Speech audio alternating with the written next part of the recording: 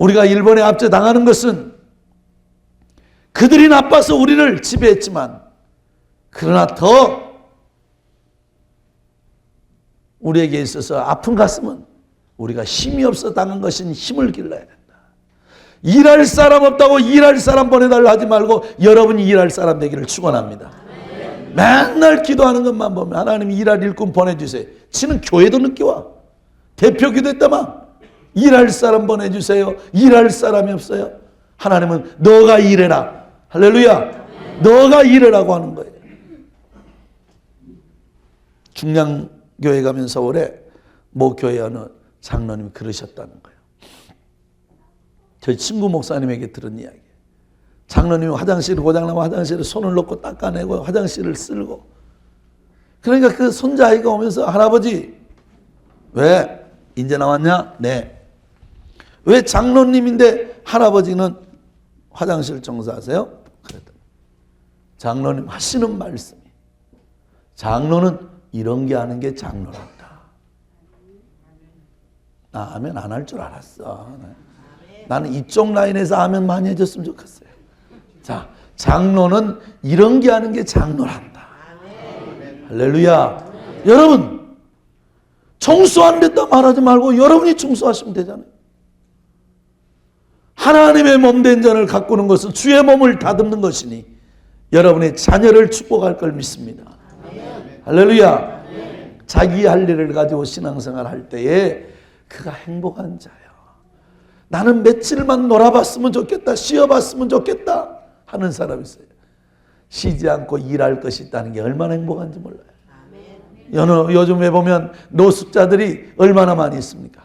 할 일 없어 불행하고 일할 것이 없어 굶고 사는 일이 얼마나 많이 있는 줄 아십니까? 그래도 여러분들이 할 일이 있어서 수족을 놀리고 일하게 되고 끼니를 때워가고 자녀를 교육시키고 하나님 앞에 헌금할 수 있다는 게 얼마나 축복이에요. 없어서 못해요 라는 것은 불쌍한 일이에요. 불쌍한 일. 그게 자랑이라고 그 이야기를 하십니까? 벌어서라도 할 수 있는 것이 행복한 거고 드릴 수 있다라는 것이 축복인데, 없어서 못해요 라는 것은 참으로 구차한 변명이고 나는 게으른 자입니다라고 말하는 것과 동일하다 이 말이에요. 그래서 여러분들은 할 수 있는, 할 일이 있는 그런 수준 높은 성도들이 되기를 축원합니다.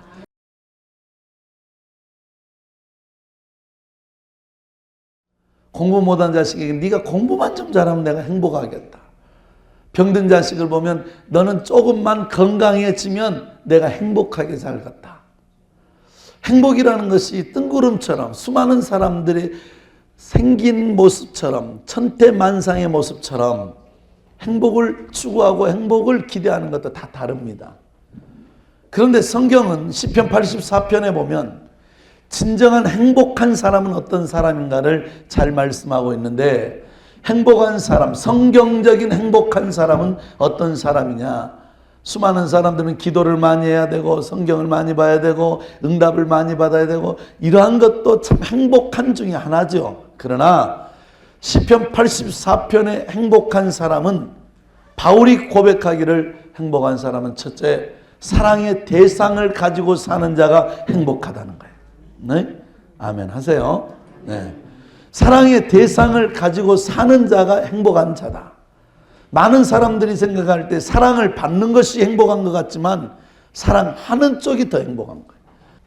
그래서 수많은 사람들이 행복을 추구하는 것은 자기가 소유해야만 행복하다는 개념을 갖지만, 내가 소유해야만 행복한 것이 아니고 내가 누군가를 향하여서 사랑하는 대상을 갖고 사는 사람이 있다면 진정으로 행복한 사람이에요.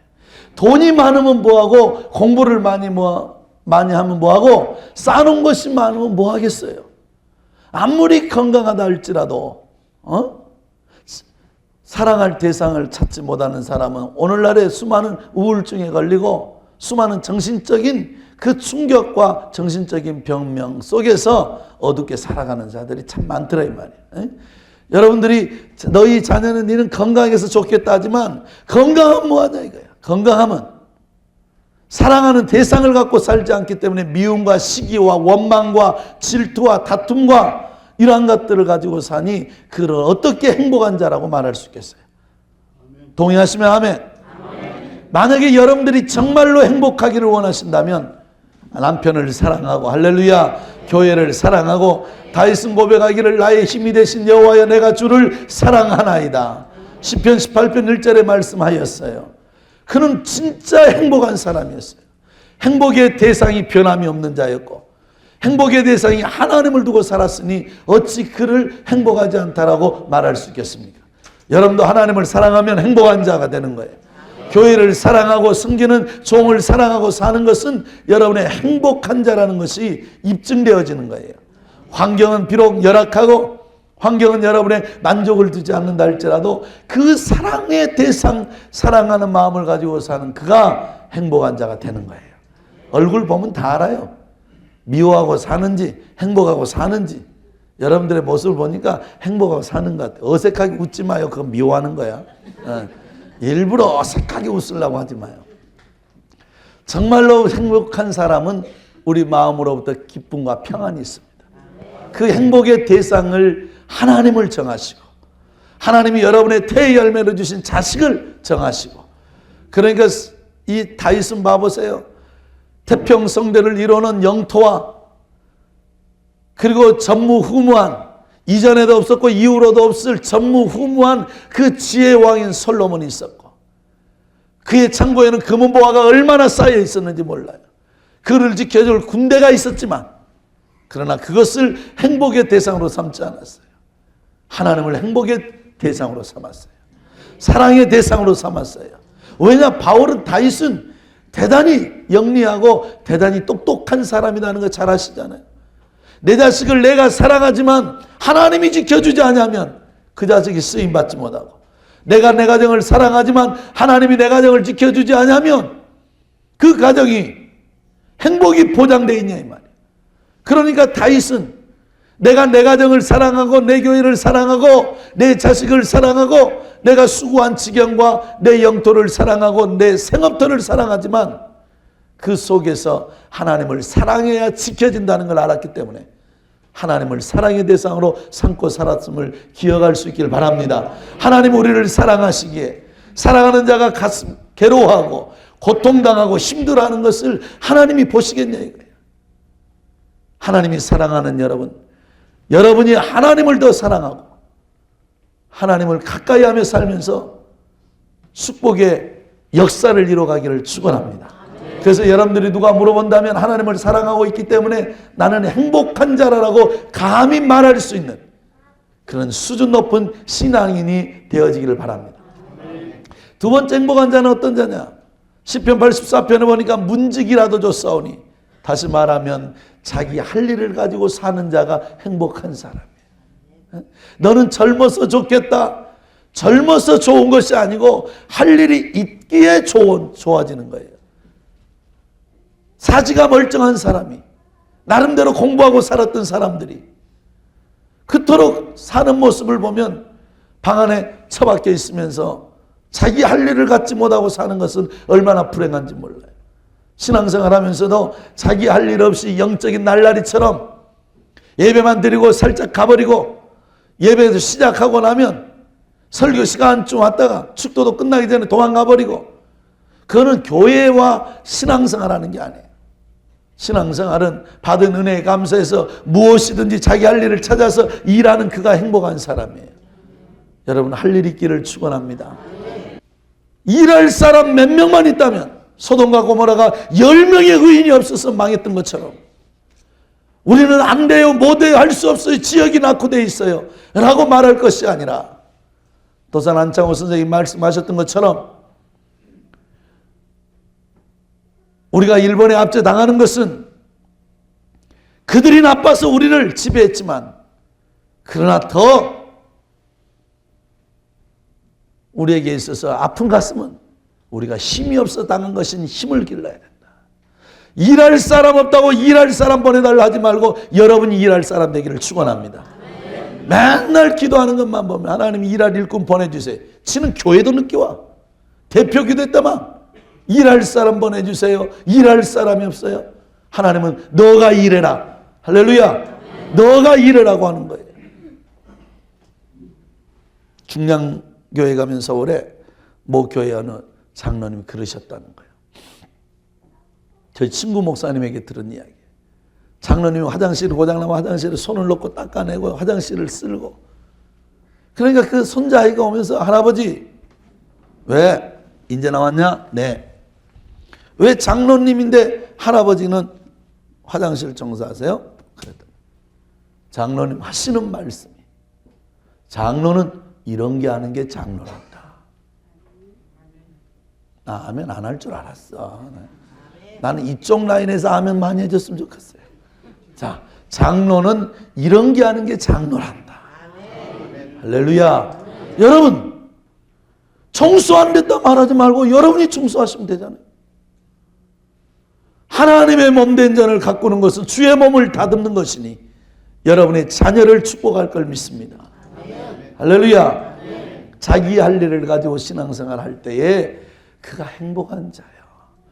나는 며칠만 놀아봤으면 좋겠다, 쉬어봤으면 좋겠다 하는 사람이 있어요. 쉬지 않고 일할 것이 있다는 게 얼마나 행복한지 몰라요. 요즘에 보면 노숙자들이 얼마나 많이 있습니까? 할 일 없어 불행하고 일할 것이 없어 굶고 사는 일이 얼마나 많이 있는 줄 아십니까? 그래도 여러분들이 할 일이 있어서 수족을 놀리고 일하게 되고 끼니를 때워가고 자녀를 교육시키고 하나님 앞에 헌금할 수 있다는 게 얼마나 축복이에요. 없어서 못해요 라는 것은 불쌍한 일이에요. 불쌍한 일. 그게 자랑이라고 그 이야기를 하십니까? 벌어서라도 할 수 있는 것이 행복한 거고 드릴 수 있다라는 것이 축복인데 없어서 못해요 라는 것은 참으로 구차한 변명이고 나는 게으른 자입니다라고 말하는 것과 동일하다 이 말이에요. 그래서 여러분들은 할 수 있는, 할 일이 있는 그런 수준 높은 성도들이 되기를 축원합니다. 특별히 이번 연합성회를 통해서 여러분이 할 일을 한번 찾아보세요. 무엇이든지. 오늘 본문은 이런 본문입니다. 오늘 제목을 제가 여러분에게 7절의 말씀을 가지고 하나님을 바라보자 라는 제목으로 말씀을 드릴 터인데 한번 따라해 보세요. 하나님을 바라보자.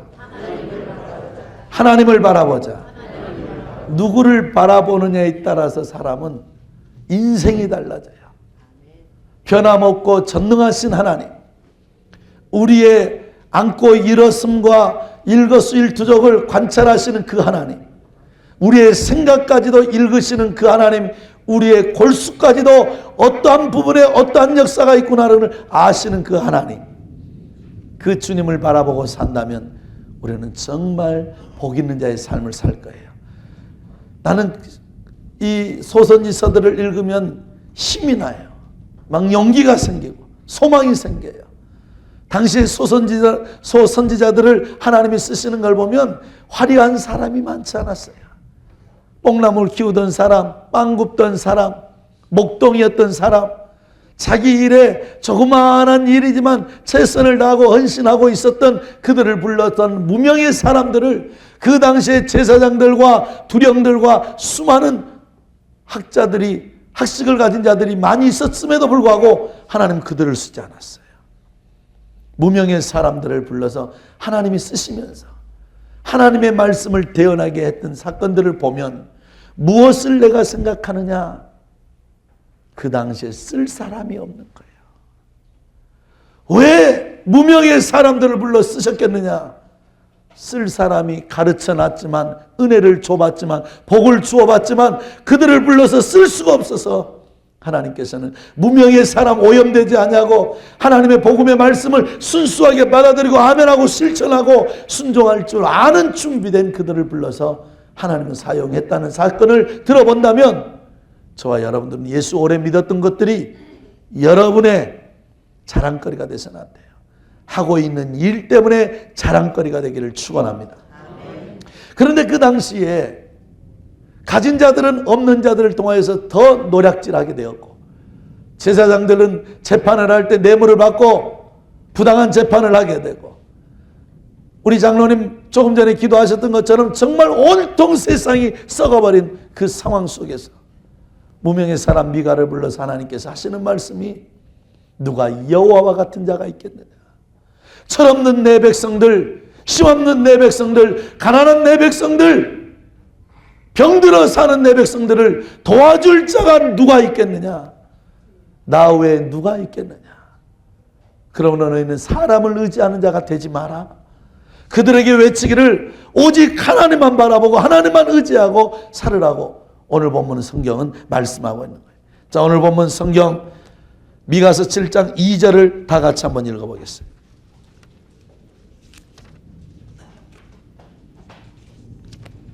미가서 7장 2절에서 5절까지 다 같이 시작.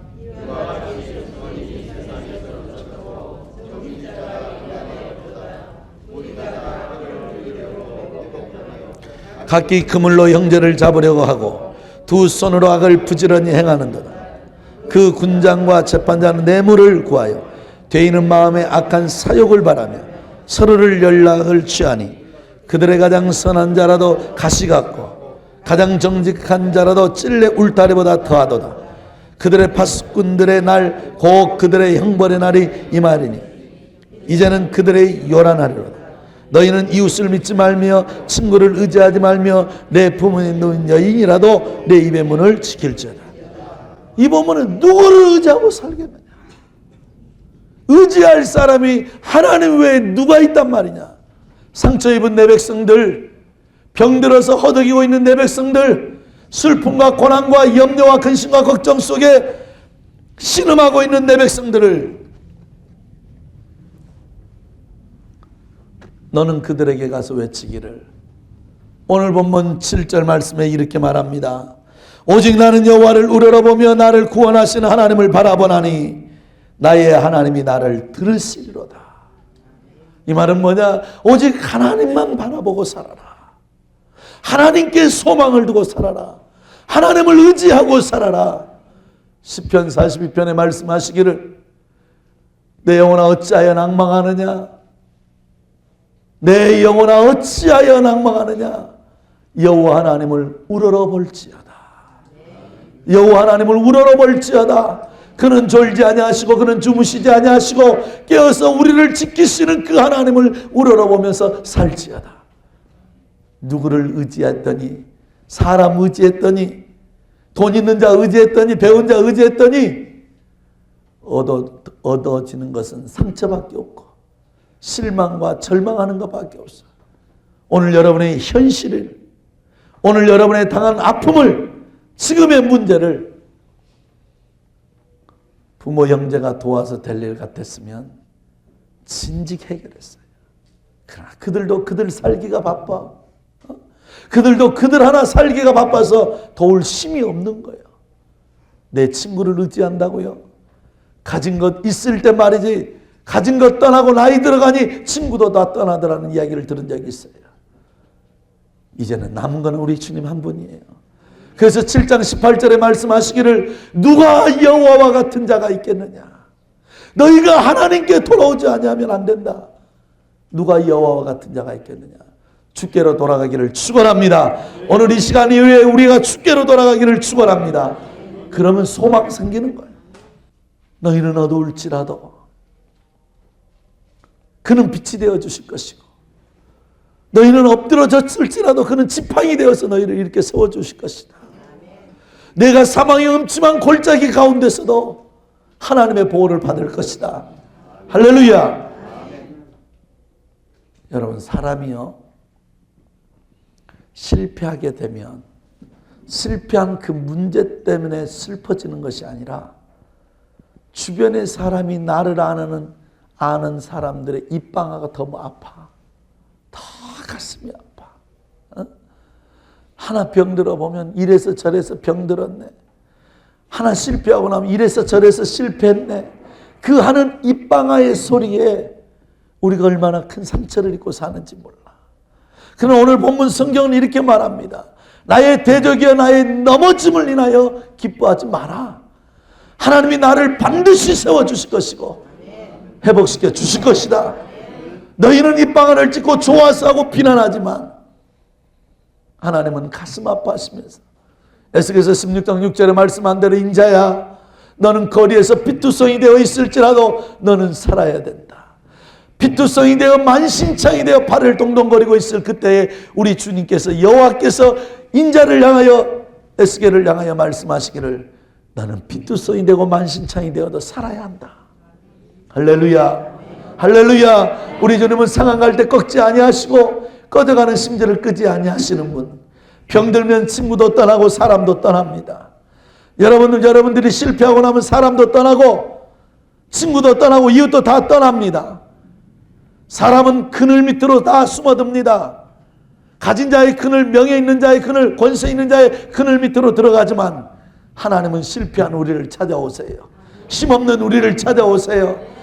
절망하고 낙심하고 있는 저와 여러분을 찾아오셔서 소망 주시면서 위로하시는 분이에요. 그 주님 만나면 여러분의 생애가 복되어지리라 믿습니다. 혹시 그분을 잃어버리셨다면 이번 성회를 통하여 찾는 은혜가 일어나기를 축원합니다. 할렐루야.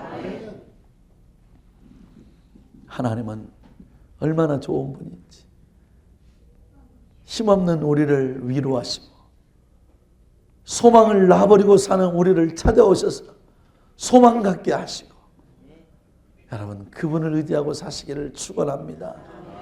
여러분 성경에 보면, 사무엘하 9장에 보면 무비보셋이라는 자가 나와요. 이 무비보셋은 사울의 손자요 다윗의 친구 요나단의 아들이야. 그런데 이 아들이 부모가 키우면서 데리고 돌보다가 잘못 봄으로써 계단에 떨어뜨려서 두 다리가 절단이 나버린, 양아지가 완전 마비되어 버린 장애인이 되어버렸어요. 복지가 많이 발달하고 있는 오늘의 시대도 장애인들의 입지가 얼마나 좁은지 몰라요. 장애인들이 살아가기는 참 힘든 일들이 한두 가지가 아니에요. 그러니 지금으로부터 상상할 수 없는 시대에, 다윗의 시대에 장애를 가지고 산다는 것은 감히 언감생심, 누구 앞에 나설 수도 없는 그런 시대였어요. 그런데 다윗이 왕위에 오르고 나니 친구 요나단을 추억하여 무엇인가 누군가가 그의 후손에게 은혜를 베풀려고 하는데, 집안은 몰락해버리고 요나단이 죽고 사울이 죽어버렸으니 해줄 사람이 없는 거예요. 그래서 사울의 몸종이었던 시바를 불러서, 시바야, 누군가는 사울의 집안에, 내 친구 요나단의 집안에 후손이 있는가 한번 찾아봐라. 그리고 찾아보기 위해서 마을로 내려가서 찾기를 시작했는데, 마길이라는 집에 얹혀 살고 있는 무비보셋을 발견했는데 차마 왕에게 데리고 올 수 없는 거야. 왜냐?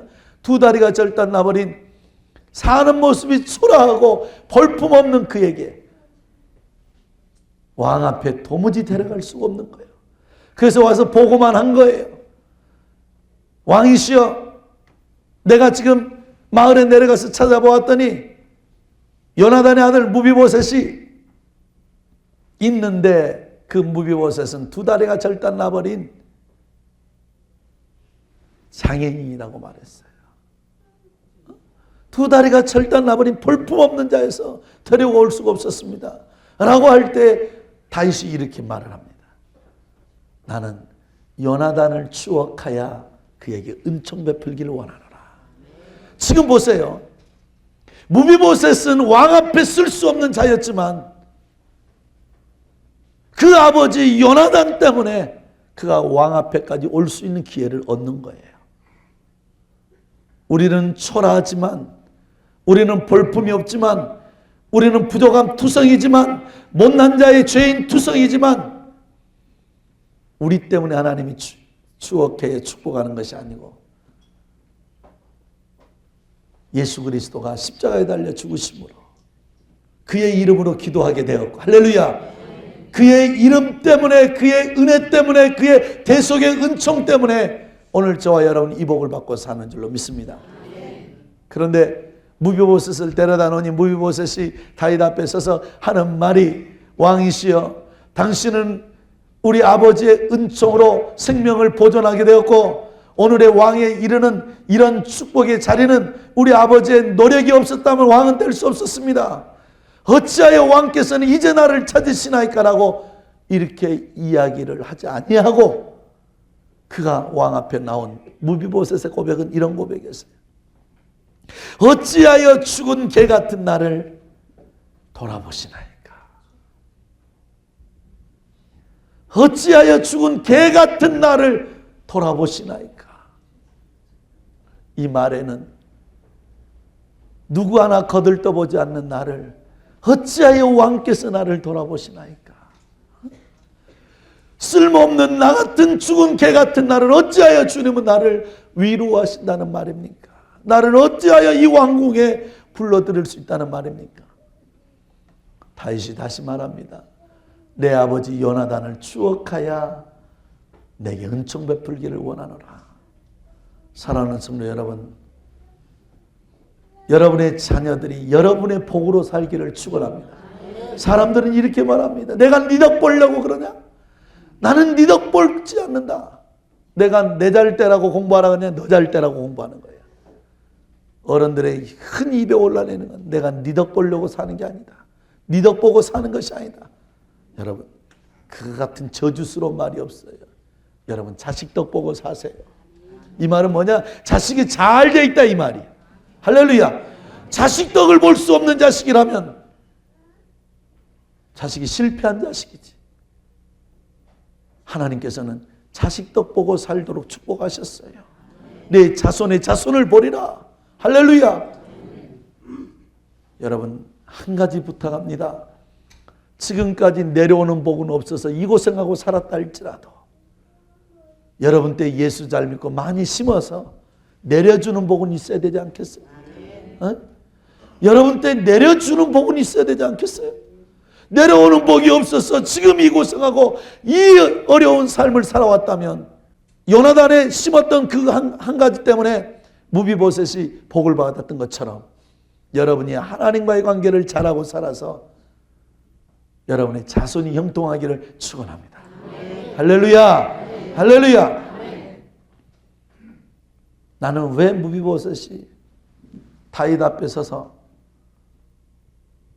죽은 개라고 했을까라고 성경을 세밀하게 정독하면서 묵상해 보기 시작했어요. 왜 무비보셋은 하필이면 죽은 개로 자신을 표현하면서 다윗 앞에 고백을 했을까? 여러분, 혹시 실패해 보신 분 있습니까? 실패하고 나면 죽은 개 같아요. 누구 하나 여러분 거들떠보질 않아요. 저도 지방에서 목회할 때 교회가 분쟁이 일어나고 시끄러워졌어요. 그래서 그때 내가 글을 몇 자 썼고 노트에다가 내가 나중에 세월이 지난 다음에 목회를 성공하면 내가 자서전적인 책을 하나 쓸 때 제목을 정해야겠다라고 하면서 대충 글을 좀 써봤던 것이 그 상황을 기록하고 했던 그 글들이 좀 있습니다. 그 제목을 내가 뭘로 적었냐? 하나님, 건축도 제가 됩니까? 건축을 준비하는 과정에 교회가 어려움이 생기고 문제가 크게 생겨서 교회 안에가 큰 싸움이 일어나고 경찰관들이 교회 안으로 들어오고 분쟁이 말할 수 없을 만큼의 큰 어려움을 당하게 되었어요. 목사는 그때 그럴 때 같이 비참할 때가 없어요. 나는 목회를 시작하면 하나님이 내 길을 형통하게 열 줄로 생각했어요. 고생하는 그 고생과 전혀 상관없이 나는 목회가 될 줄 알았어요. 근데 하나님은 그저 쓰질 않았어요. 그 분쟁으로 인해서 많은 성도들이 병원에 입원하게 되고 뇌진탕으로 팔이 삐고 팔이 꺾이고 그 사건으로 인해서 저희 아내는 하반신 마비가 되고 그래서 장애등급 1급 1호를 받았어요. 휠체어를 타고 목발을 짚고 한양대 병원에서 입원 내에서 치료를 해도 최종 진단명이 척추 손상 및 하반신 완전 마비. 젊은 여자 33살의 젊은 여자가 소변줄을 차고 관장을 시켜서 변을 보게 하고 철없는 아이들 교회는 교회대로, 아내는 병원에 입원해 있고. 이건 사는 게 사는 것 같지. 얼마나 힘들고 어렵든지 저는 그렇게 생각을 했어요. 고속도로 피곤할 때까지 운전을 해. 여러분, 기가 막혀버리니까 기도도 안 나와. 에? 기도할 수 있던 기회를 잡고 사는 건 축복이에요. 기가 막혀버리는 문제를 만나고 교회가 완전히 풍지박산이 되어버리는 환경이 오니까 동기를 만날 수가 없고 이웃을 만날 수가 없고 성도들 얼굴 볼 면목이 없더라고. 목사는 그래요. 힘들고 어려워도 목회가 잘 진행되어질 때 목사는 어디 가서 얼굴을 내밀 수 있지. 목회하는 목사는 교회가 어려워지면 누구도 찾아갈 수가 없어. 그때 이제 하나님이 보여지는데, 하나님이 보여지기 전까지는 기도도 안 나오고 강단에 앉아 있지만 한숨 소리밖에 나오지는 않아.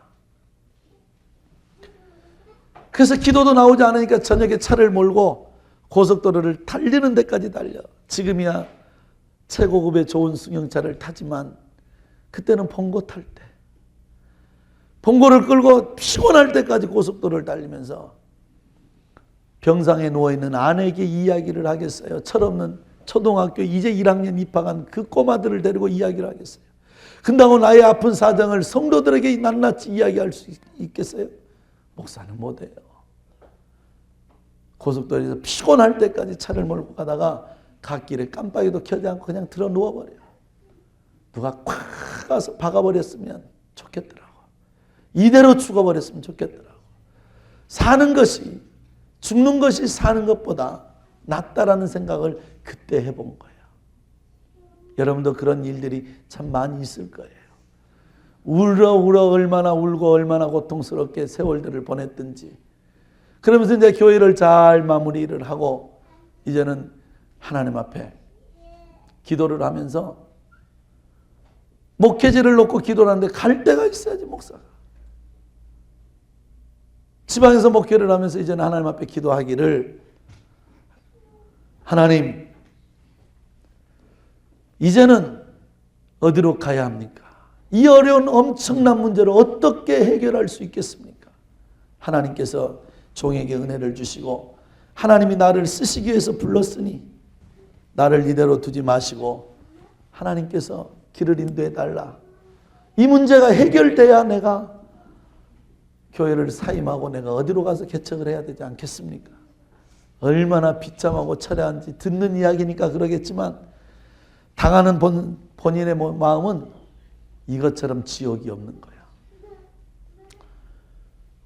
그런데 하나님께서 강단에 기도하는데 기도가 나와서 기도가 아니라 한숨이고 걱정이고 근심거리였어.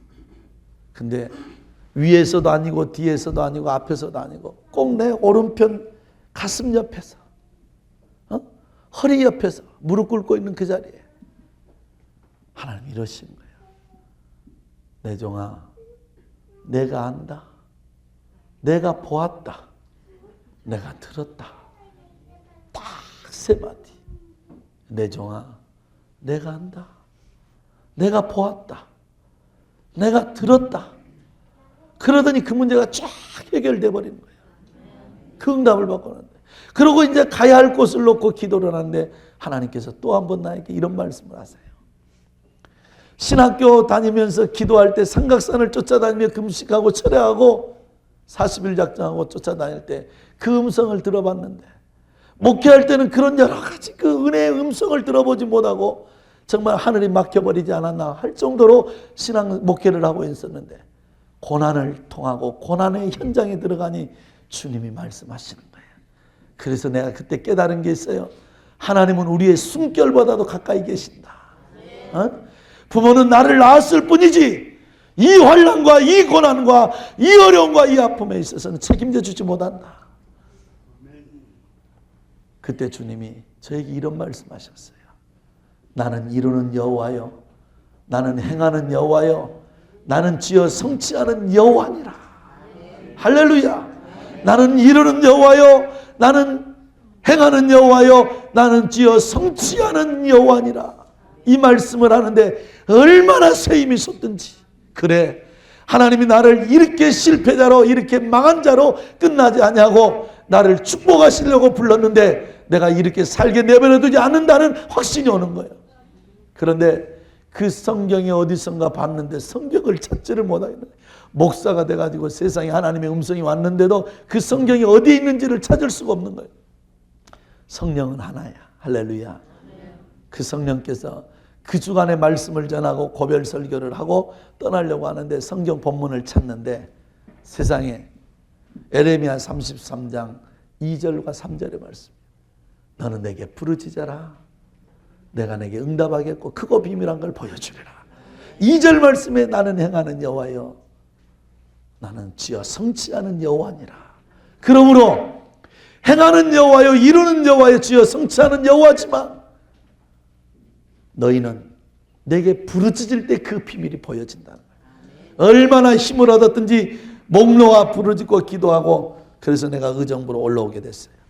그 올라온 세월이 1999년도 9월 28일 날 가족들을 데리고 의정부로 이사를 오게 되었어요. 이사를 오는데 저희 그때 고난받고 힘들었을 때 그 아픔을 다 겪고 보던 성도들이 몇 가정이 부부팀들 몇 가정이 살림을 다 정리하고 의정부로 자기들이 먼저 이사 와버린 거예요. 우리 목사님 저 고생한 거 우리가 같이 죽어야 된다. 마지막까지 목사님 지켜줘야 된다. 그러면서 그들이 의정부로 이사를 와버렸어요. 그 팀들을 데리고 개척을 시작하게 되었는데 99년도에 와서 집에서 방에서 아파트에서 기도를 예배를 몇 명이 가족들이 모여서 예배를 드리면서 이제 처소를 놓고 기도하는데 그곳에서 이제 개척의 시작을 하게 된 거죠. 그런데 고난을 다 처리하고 마무리를 하고 나니까 내가 기도가 생각이 나. 내가 일본에 나가서 신학을 마치고 일본에 가서 선교의 꿈을 가지고 일본에서 잠시 잠깐 있을 때가 있었어요. 그래서 이제 거기서도 견딜 수가 없어서 내가 한국에 들어와서 34살에 개척을 시작을 했는데 개척을 시작할 때 전라남도 여수라는 곳에서 개척을 시작하게 되었어요. 그 내려가면서 내 기도가 뭐였느냐. 아버지, 내 나이가 40이 되면 40대가 되면 수도권에서 목회 한번 하게 해주세요. 두 번째, 아파트 밀집 지역에서 목회 한번 하게 해주세요. 세 번째, 부흥회를 다닐 수 있도록 길을 열어주세요. 부흥회는 여러분 내가 가고 싶다고 가집니까? 초청하지 않으면 못 오는 거예요. 여러분 모이세요. 내가 연합성에 할게. 그러면 여러분 모이시겠어요? 저런 미친놈은 뭐하러 왔어? 그리고 나를 정신병원에 데려가겠지. 초청하니까 와지잖아요. 할렐루야. 그런데 연단받고 훈련받아서 수도권에서 목회할 수 있도록 하나님께서 나에게 훈련하신 다음에 보내주세요 했는데 하나님께서는 그 기도를 들으시고 그 기도 장기간의 기도는 매일 하는 게 아니잖아요. 생각날 때마다 기도를 하지만 기도는 하고 나는 잊어버렸지만 하나님은 듣고 그 일을 이루어가고 있으셨어요. 할렐루야. 그래서 나는 이루는 여호와요 행하는 여호와요 지어 성취하는 여호와라는 응답을 주신 거예요. 그러면서 건축을 시작하는데 하나님께서 그 배경의 역사하고 땅을 건축하던 날 그날 밤에 계약하던 날 그날 밤에 잠이 오지가 않아. 얼마나 좋은지. 자는 둥 마는 둥 하면서 새벽 2, 3시가 돼서 이제는 새벽 예배 가려고 준비를 하고 뒤척거리고 있는 그때에 비몽사몽간에 그 땅이 보여. 내 눈에가. 그 계약한 땅이 보이는데 그 땅 위에다가 글을 써주시는데 손이 나와서 글을 쓰는데 뭐라고 하느냐? 전능자께서 붙드신 전. 할렐루야. 그래서 우리 교회 가면 머릿돌이 큰 것이 있는데 거기 보면 전능자께서 붙드신 전. 이따 내 주보를 가져왔는데 주보에 보면 그 앞표지에 보면 전능자께서 붙드신 전 밀락중앙교회. 야, 이제 됐다. 전능자께서 붙드신다면 안 될 일이 뭐 있겠느냐? 전능자께서 행하신다는데 안 될 게 뭐 있겠느냐? 그러면서 그 건축이 순조롭게 진행된 거예요. 그러면서 건축을 끝나서 의자도 채 들어오기도 전에 첫 주간에 들어온 성도가 80명이야. 와, 나 사람도 똑같고 설교 스타일도 똑같고 사람은 변한 게 없는데 성도들이 밀려 들어오기를 시작하는데 첫 주간에 80명이야. 첫 주간에. 이 앞번 주에 내가 정식적으로 교육자들에게 보고를 받기를 364명이 예배를 드렸어요. 적은 숫자 아닙니다. 건축 끝나니까 만 3년이 되었어요. 이제는 건축 끝나고 3년이 다 가는 이제 6년째를 향하여 가고 있는 교회. 기적은 멀리 있지 않더군요. 여러분, 기적은 절대 멀리 있지 않아요. 여러분의 기도하는 그 무릎 사이에 기적은 있는 거예요. 할렐루야. 여러분, 장애가 부끄러운 것이 아니라 그걸 놓고 기도 못하는 게 부끄러운 거라니까. 가난은 부끄러운 것이 아니지만 가난을 놓고 기도하지 못하면 부끄러운 거예요. 실패한 건 부끄러운 것이 아니지만 실패를 놓고 기도 못하는 것은 부끄러운 일이에요. 할렐루야. 비행기를 탄들 고산과 구름이 있고, 기차를 탄들 철교와 터널도 있고, 배를 탄들 파도와 암초가 있고, 차를 탄들 비탈과 험산이 있는 거예요. 어느 인생이라고 편한 사람이 있겠어요?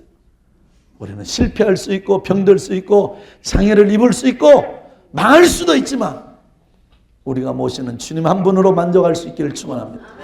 그러면서 저희 아내가 이제는 재활훈련을 시작하게 됐어요. 여러분, 휠체어 타기까지 얼마나 많은 시간이 필요한 줄 아세요? 그냥 휠체어 타는 거 아니에요. 균형 감각을 놓쳐버렸기 때문에 앉아있어도 어지러워서 쓰러져요. 그래서 이 앉아있는 연습, 각도를 세우는 연습, 이런 훈련을 하는 중에 이제는 교회로 데려와야겠다 생각을 하고, 그때 장애 등급이라는 게 여러분 이렇게 절단 나버리고 잘라져 버리면 보이는 거기 때문에 장애 등급이 바로 나와요. 그러나 마비된 장애는 1년 6개월이 지나야 장애 등급이 나와요. 동사무소 가서 장애 등급, 장애 진단서를 가지고 동사무소에 가면 1년 6개월 후에 오라 그래요. 그러면 저희 아내가 이미 장애 등급 1급 1호를 받았다는 것은 세월이 얼만큼 흘렀다는 말이에요. 1년 6개월이 훨씬 지났다 이 말이에요. 그래서 이제 휠체어 타는 연습, 휠체어를 타고 치료하고 이러고 이제는 물리치료를 하고 있는 그때에 병상에서 기도를 하면서 이제는 날짜를 정해놓고 이제 집으로 돌아와야 되는, 교회로 돌아와야 되는 시기에 날짜를 정해놓고 기도를 하기를 시작했어요. 그런데 한 60일쯤 기도를 했을까? 저희 아내가 새벽 예배가 끝났는데 저한테 전화가 왔어요. 목사님 빨리 좀 오세요. 빨리 좀 오세요. 무슨 일인데 오늘 도저히 갈 수가 없는데 이렇게 빨리 좀 오세요. 내가 일어났어요. 그러는 거예요.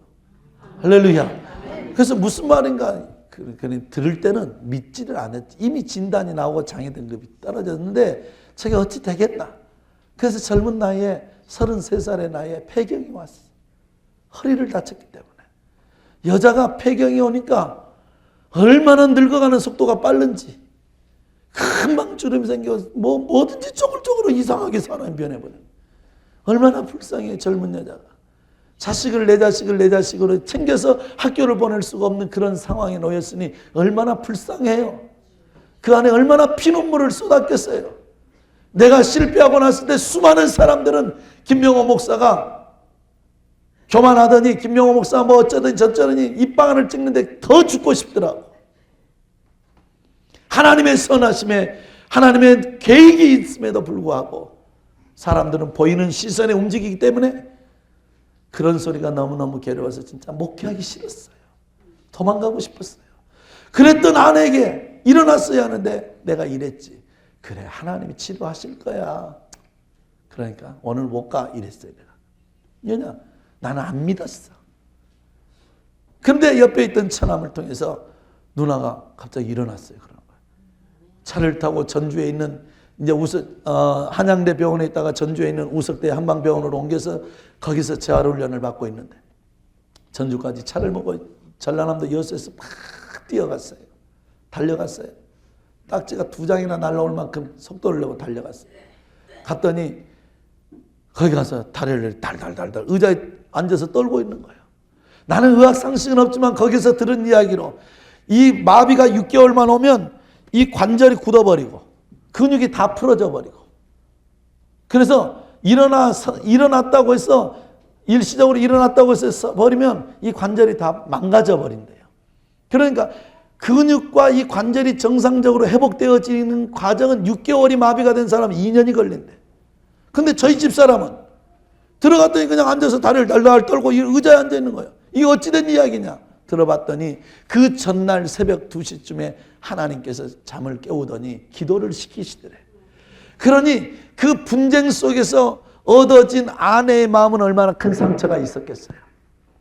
원망과 불평과 자신을 한탄하면서 얼마나 그런 세월들을 보냈겠어요. 그런데 기도를 시키는데 용서의 기도를 시키더래. 그리고 방언하고 기도하고 찬양하고 혼자서 소변줄을 차고 있겠다, 뭐 화장실을 가지도 않겠다. 그러니 그대로 누워서 기도만 하고 있는 거예요. 기도를 새벽부터. 웃었다 울었다 기도하고 이러고 가는데, 의사가 들어와서 침을 맞자 약을 줘도 웃었다 이게 정신적 충격이 온 게 아닌가, 미친 게 아닌가 이렇게 생각했다는 거예요. 그런데 보니까 미친 것 같지는 않고, 의사가 오면 나 지금 기도하고 있으니까 이따가 약 먹을게요 그러고 다 돌려보내면서 계속 기도만 해요. 그 다음 날 새벽 4시까지 기도를 한 거예요. 그러니까 몇 시간을 기도한 거지? 26시간을. 그런데 저희 아내가 새벽 4시쯤 됐는데 기도하고 있는데 시계를 보니까 새벽 4시더라. 교회에서 지금 새벽 예배 하시려고 목사님도 일어나셨겠다 이런 생각까지 하고 있는데 침대 밑에서 두 팔이 쫙 올라오더래.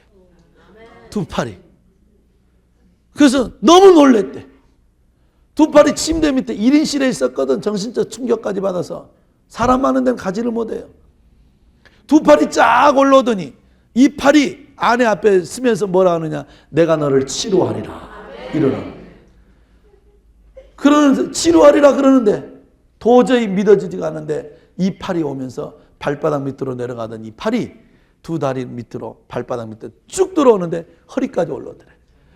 뜨거워서 견딜 수가 없고 아파서 견딜 수가 없고, 그러면서 이 팔이 주무르기를 시작하더니 이 팔이 쭉 빠져나오는데 자기가 너무너무 오랜만에 변을 자기 스스로 본 것 같은 느낌, 그 기쁨, 시원함, 즐거움이 생기더라고요. 그러면서 이 팔이 나와서 하는 말이 일어나 걸으라 그러더래. 그러더니 저희 아내가 이랬대. 저는 못 걸어요. 걸을 수가 없어요. 그랬더니 내가 치료했느니라 일어나라. 그러더니 이 팔이 잡아 당겨서 이렇게 세워서 의자에 걸쳐 앉아놓은 거야. 침상에. 걸어놓고 이 팔이 끌고서 자기 침대를 중심으로 두 바퀴를 이렇게 도는 거야. 이렇게 끌고. 이 팔이. 할렐루야. 여러분 얼마나 신기한 일입니까 지금. 이 팔만 나와가지고 두 팔이 이렇게 쫙쫙 해주면서 한 바퀴를 더 돌고 싶어서 걸으려고 하니까 이제 됐다.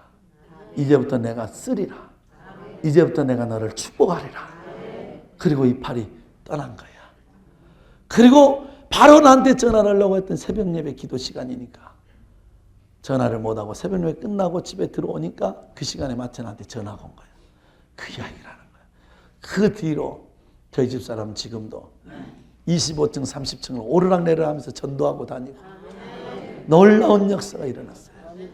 양아지 완전 맞아.